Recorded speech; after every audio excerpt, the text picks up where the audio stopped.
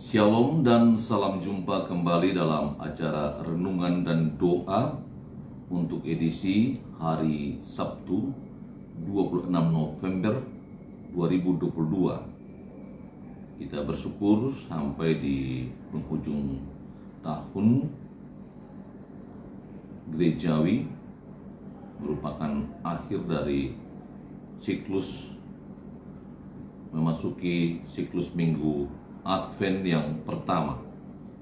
Sebelum kita mendengar dan merenungkan firman Tuhan, mari berdoa. Terpujilah Engkau Tuhan yang telah menuntun kami sampai di akhir tahun gerejawi, memasuki minggu Advent yang pertama. Kami bersyukur atas pemeliharaan Tuhan, penyertaan dan berkat-berkat-Mu dalam kehidupan kami. Kami mau membaca dan merenungkan firman-Mu. Tuhan, pakailah hamba-Mu ini dan berkati setiap sahabat dan saudara-saudara kami yang mendengarkan renungan ini. Tuhan, tolong dan mampukan kami untuk memeliharanya dalam setiap langkah kehidupan kami. Di dalam nama Tuhan Yesus Kristus kami berdoa. Amin. Bacaan Alkitab dari kitab Injil Matius pasalnya yang ke-24, ayat yang ketiga sampai 14, dan saya akan membaca ayat 3 dan ayat 4 sampai 5 saja. Firman Tuhan berbunyi, ketika Yesus duduk di atas bukit Zaitun, datanglah murid-muridnya kepadanya untuk bercakap-cakap sendirian dengan dia. Kata mereka, katakanlah kepada kami, bila manakah itu akan terjadi, dan apakah tanda kedatangan-Mu dan tanda kesudahan dunia? Jawab Yesus kepada mereka, waspadalah, supaya jangan ada orang yang menyesatkan kamu. Sebab banyak orang akan datang dengan memakai namaku dan berkata, akulah Mesias. Dan mereka akan menyesatkan banyak orang. Amin. Demikian bacaan firman Tuhan. Saudara-saudara yang dikasihi Tuhan, tema renungan hari ini, waspadalah. Kita masih mengingat sebuah tayangan di televisi dengan judul Buser, di mana ada pesan Bang Napi, waspadalah, waspadalah. Dan sekali lagi, waspadalah, bahwa kejahatan terjadi bukan karena ada niat pelakunya, tetapi karena ada kesempatan. Karena itu waspadalah. 3 kali Bang Napi selalu menekankan tentang kewaspadaan kepada semua orang agar tidak menjadi korban dari suatu tindakan kejahatan karena kesempatan yang ada. Saudara-saudara yang dikasihi Tuhan, dalam hal kedatangan anak manusia, murid-murid itu bertanya kepada Yesus tentang bila manakah itu terjadi.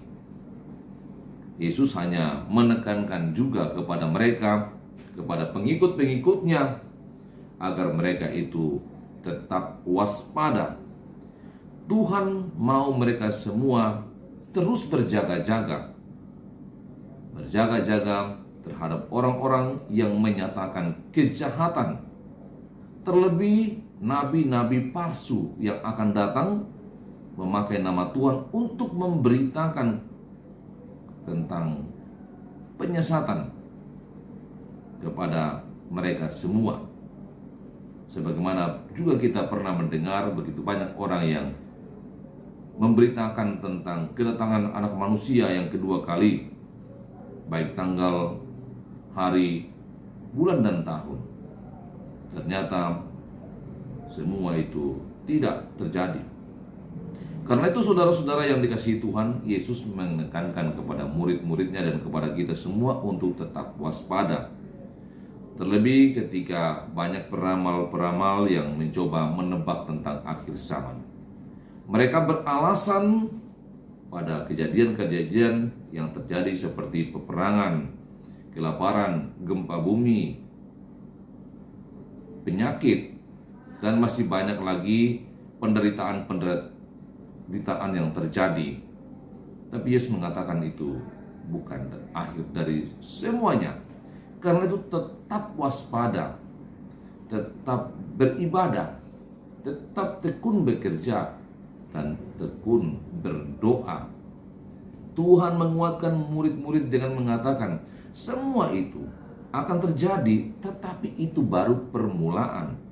Masih banyak hal yang akan terjadi setelah itu.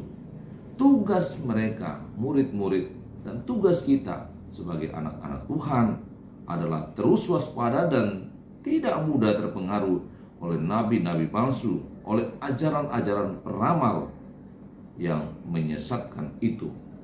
Mereka harus tetap setia. Umat harus tetap setia sekalipun banyak penderitaan yang dialami. Saudara-saudara yang dikasihi Tuhan, demikian pula dengan seluruh kehidupan kita. Banyak penderitaan yang kita alami, pergumulan yang tidak selesai-selesai. Terlebih karena banyaknya peristiwa yang membuat kita khawatir, seperti peperangan antar negara, gempa bumi, bencana kelaparan, dan juga kemarin COVID-19. Sungguh mengkhawatirkan, seolah-olah dunia akan berakhir, tetapi itu tidak terjadi. Karena itu yang penting bagi kita, entah kapan akhir zaman itu tiba, kapan kedatangan anak manusia yang kedua kali, bagi kita tetap waspada, tetap percaya kepada Tuhan dan setia kepadanya. Kita setia dengan iman yang teguh, agar ketika Ia datang, Ia menjumpai kita tetap beriman. Amin. Mari berdoa. Kami bersyukur Tuhan karena Engkau terus mengingatkan kami untuk tetap waspada, berjaga-jaga, tetap berdoa dan bekerja, sehingga ketika anak manusia itu datang kembali, kami tetap dijumpai beriman. Kami bersyukur Tuhan boleh memasuki akhir tahun gerejawi untuk memasuki siklus Advent. Tuhan yang telah menuntun sampai di titik ini, kepadamu-lah segala syukur, hormat, dan kemuliaan kami naikkan kepadamu. Kami berdoa untuk saudara-saudara kami yang bergumul seperti bapaknya Gonsa, berduka cita karena Tuhan memanggil pulang ibu kekasih di Padang Sapa. Tuhan kuatkan dan hiburkan Bapak dan Mama Gonsa, juga segenap keluarga, anak-anak tetap dilindungi Tuhan, mendapat penghiburan dan kekuatan dari Tuhan. Kuatkan mereka semua ya Tuhan.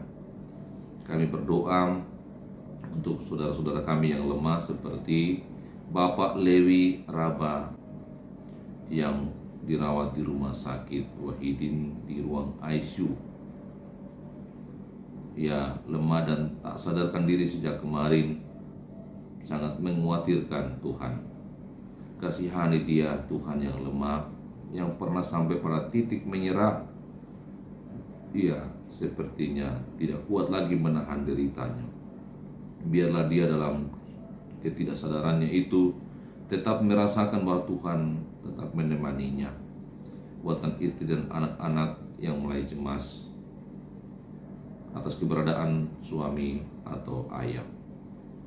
Tuhan mohon belas kasihan bagi mereka semua. Juga berdoa untuk Jeki yang menjalani operasi di Rumah Sakit Siloam. Tuhan menolongnya untuk memulihkannya. Juga berdoa untuk Nyonya Roni Pinalop yang kembali dirawat di Rumah Sakit Hermina karena mengalami sakit demam berdarah. Tuhan tolong agar penanganan para medis yang telah memastikan sakit yang diderita oleh Nyonya Roni Pinalop dapat membuat ia segera sembuh. Kami berdoa untuk Bapak Yusuf Timang atau bapaknya Ayu, juga akan kontrol kesehatan. Tuhan berbelas kasihan, apapun sakit yang dideritanya, Engkau berkuasa menyembuhkannya. Tuhan tolong agar boleh sembuh tanpa harus menjalani operasi. Ada juga saudara dari mamanya Ayub, Anton dan Kristina. Tuhan tolong mereka yang telah menjalani perawatan di rumah sakit yang berbeda, dan masih ada satu saudara di rumah sakit Primaya. Kami juga mohon agar boleh keluar dari rumah sakit untuk menanti pemulihan yang sempurna dari Tuhan. Juga berdoa untuk Ibu Abigail Rantai Tondok yang sempat memeriksakan kesehatannya dan akan melakukan pemeriksaan selanjutnya untuk selanjutnya mendapat tindakan dokter. Tuhan, Engkau berkuasa atasnya dan Engkau menolong untuk pemulihan baginya. Lindungi seluruh jemaat Tuhan dan berkati dalam pekerjaan, dalam pendidikan, dalam rencana dan kegiatan-kegiatan persiapan Natal. Tuhan tolong agar semuanya dapat berjalan dengan baik. Kami menopang persidangan 2 PKBGT Klasis Makassar Tengah yang telah berlangsung sejak kemarin di Jemaat Laharoi Telo Baru. Tuhan tolong agar persidangan kedua PKBGT Klasis Makassar Tengah boleh berjalan dengan baik, lancar, dengan penuh persaudaraan, dan boleh memilih pengurus yang baru pula. Tuhan tuntun kami sepanjang hari ini, dan Engkau menemani selalu. Ampuni dosa kami dan terimalah doa kami yang kami bawa kepadamu di dalam nama Tuhan Yesus Kristus. Amin. Demikian renungan dan doa hari ini. Semoga Bapak Ibu diteguhkan imannya untuk tetap waspada, berjaga-jaga selalu, dan tetap berdoa, tetap sehat karena perlindungan Tuhan, dan semangat beraktivitas di akhir pekan ini. Tuhan Yesus sayang kita semua.